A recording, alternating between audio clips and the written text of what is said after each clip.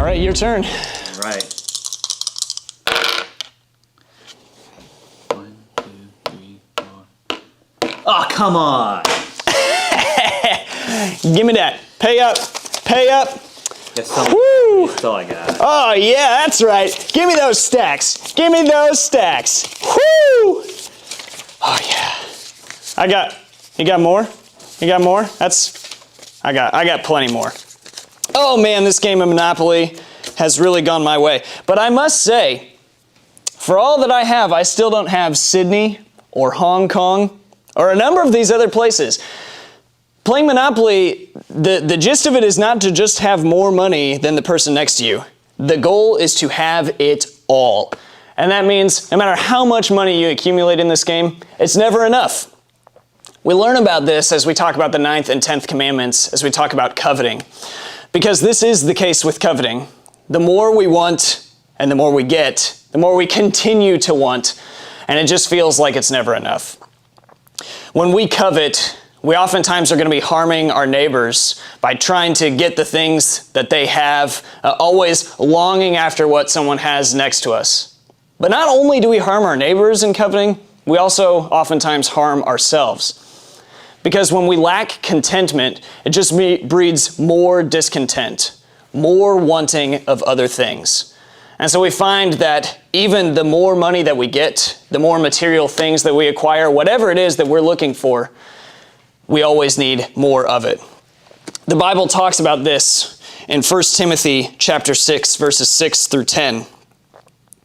Now there is great gain in godliness with contentment, for we brought nothing into the world, and we cannot take anything out of the world. But if we have food and clothing, with these we will be content. But those who desire to be rich fall into temptation, into a snare, into many senseless and harmful desires that plunge people into ruin and destruction. For the love of money is a root of all kinds of evils. We are to be content with what God provides for us in this life, not seeking and constantly pursuing the things that we think will give us more prosperity, the things that we think will satisfy. Ultimately, they don't, because even once we get the next thing, it's always on to thing number 2, thing number 3. So we do well then to cultivate an attitude of contentment. And that attitude comes from trusting in God.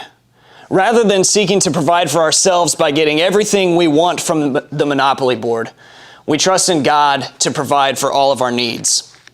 We trust in Him because He indeed has provided for our earthly well-being. He has given us clothing and food, house and home, shelter, all the things that we need to support this life. But not only has He given us these things, He has given us His own Son, Jesus Christ. He has provided for our deepest and greatest need, that need of forgiveness and reconciliation with God the Father. He provided for that by shedding His own blood. By sending Jesus Christ all the way to the cross, dying and rising again, He provided not only for our needs in this earthly life, but for our eternal needs as well.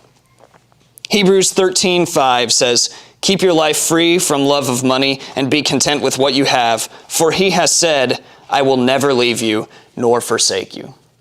We can be content with what we have because of this promise from God that He will never leave us, He will never forsake us. And we know that He knows what we need even more than we do. And so we rest and trust in those wonderful promises of God who provides for every one of our needs.